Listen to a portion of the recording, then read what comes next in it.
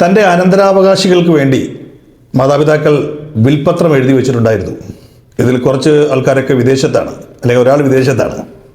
അദ്ദേഹത്തിൻ്റെ ഈ പറഞ്ഞ മാതാപിതാക്കളുടെ മരണത്തിന് ശേഷം വിൽപത്രത്തിൻ്റെ കോപ്പി അല്ലെങ്കിൽ വിൽപത്രത്തിൻ്റെ വിവരങ്ങൾ നാട്ടിലുള്ള സഹോദരനോ സഹോദരികളോ മറ്റുള്ളവരെ അറിയിക്കുന്നില്ല. എന്ത് ചെയ്യണം എന്നുള്ളതാണ് ചോദ്യം. ഏവർക്കും സ്വാഗതം. ഔട്ട് ഓഫ് കോർട്ടിൻ്റെ ലീഗൽ ആയിട്ടുള്ള ഒരു എപ്പിസോഡിലേക്ക്. ഞാൻ advocate Joy John Antony. Out of Court, the Legal Counseling Center, Cochin. ഈ ഒരു വിവരം പറയുന്നതിന് മുമ്പ് ഒരു കാര്യം അറിയിക്കുന്നു. തളരില്ല ഞാൻ. കാരണം എൻ്റെ ഫേസ്ബുക്ക് അക്കൗണ്ട് സസ്പെൻഡ് ചെയ്തിരിക്കുകയാണ്. കൃത്യമായിട്ടുള്ള കാരണമൊന്നും അറിവായിട്ടില്ല. ഒന്നുകിൽ ഇത്തരത്തിലുള്ള നിയമകാര്യങ്ങൾ നിങ്ങളെയൊക്കെ അറിയിക്കുന്നത് കൊണ്ട് ഒരു അടിപ്പണി ആയിരിക്കാം, പേജ് റിപ്പോർട്ട് ചെയ്തുകൊണ്ടൊക്കെ ആയിരിക്കാം. പക്ഷേ ഒരു പേജ് മാത്രമേ നിങ്ങൾക്ക് റിപ്പോർട്ട് ചെയ്യാൻ പറ്റുള്ളൂ. എൻ്റെ നാവടയ്ക്കാൻ പറ്റില്ല എന്ന് ഓർക്കുക. കാരണം എല്ലാ പൊളിറ്റിക്കൽ പാർട്ടികളുടെ സിസ്റ്റത്തിൻ്റെയും ഒക്കെ കൊള്ളരുതായികളെ കുറിച്ചിട്ട് ഞാൻ ചില ട്രോളുകളൊക്കെ ചെയ്യാറുണ്ട്. അതൊക്കെയാണോ എന്നറിയില്ല. നേരിട്ട് ആക്രമിക്കാൻ കഴിയാത്തവരാണ് ഇത്തരത്തിലുള്ള അഭ്യാസങ്ങൾ കാണിക്കുന്നത്. കുഴപ്പമില്ല, എന്തായാലും എൻ്റെ നാക്കിനെ തളർത്തുവാൻ നിങ്ങൾക്ക് കഴിയില്ല. എനിക്ക് പറയാനുള്ളത് ഏത് മീഡിയത്തിൽ കൂടെ ആയാലും ഞാൻ പറഞ്ഞുകൊണ്ടേയിരിക്കും. ഇപ്പോൾ കറണ്ട് ഒരാഴ്ചയാണ് ഫേസ്ബുക്ക് പറയുന്നത്. അതൊരു മെഷീനറിയാണ്, അവർക്കറിയില്ലോ സത്യം എന്താണ് കള്ളം എന്താണെന്നുള്ള കാര്യം. അപ്പോൾ എന്തായാലും ഒരാഴ്ചയ്ക്ക് ഞാൻ ഫേസ്ബുക്കിൽ അവൈലബിൾ ആയിരിക്കില്ല. മറിച്ച് ഇൻസ്റ്റയിലും യൂട്യൂബിലും പൂർവാധികം ശക്തിയായിട്ട് നിങ്ങളെ നിയമ അവബോധം നൽകുവാൻ ഞാനുണ്ടാവും. ഒരാൾ വിൽപത്രം എഴുതി വെച്ചു, തൻ്റെ മക്കൾക്ക് വേണ്ടി എഴുതി വെച്ചേക്കുന്നത്. ചിലപ്പോൾ അതിൽ കുറച്ചുപേര് വിദേശത്തായിരിക്കാം, അല്ലെങ്കിൽ പുറത്തായിരിക്കാം.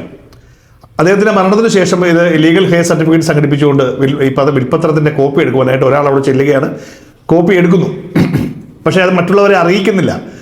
ചിലർക്കെങ്കിലും ഭയമുണ്ടാകും ഈ വീട്ടിൽ പ്രശ്നം ഉണ്ടാക്കുവാനായിട്ട്. അങ്ങനെ ഭയക്കേണ്ട ആവശ്യമൊന്നുമില്ല.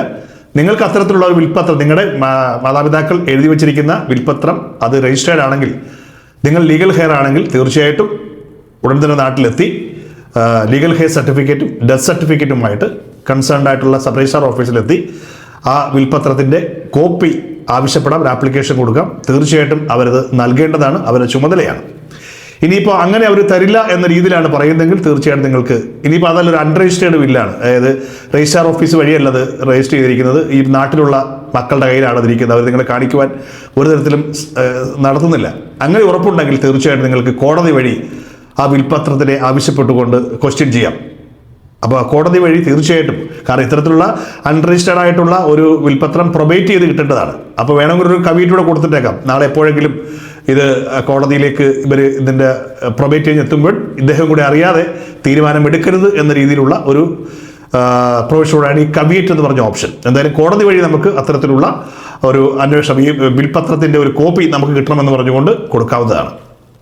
ചില മക്കളെങ്കിലും ഈ ബാങ്ക് ലോക്കലിലൊക്കെ ഇത് കൊണ്ടുവച്ച് കളയും, സെക്ഷൻ 42 പ്രകാരമൊക്കെ. പക്ഷേ അതൊക്കെ കൺസേൺ ആയിട്ട് മറ്റ് അവകാശങ്ങളുണ്ടെങ്കിൽ ഏതൊക്കെ അവകാശങ്ങളുണ്ടോ അവർക്കൊക്കെ വിൽപത്രത്തിൻ്റെ കോപ്പി കിട്ടുവാൻ അവകാശമുണ്ട് എന്നറിയിക്കാൻ കൂടിയാണ് ഇത്തരത്തിലൊരു കാര്യം പറഞ്ഞത്.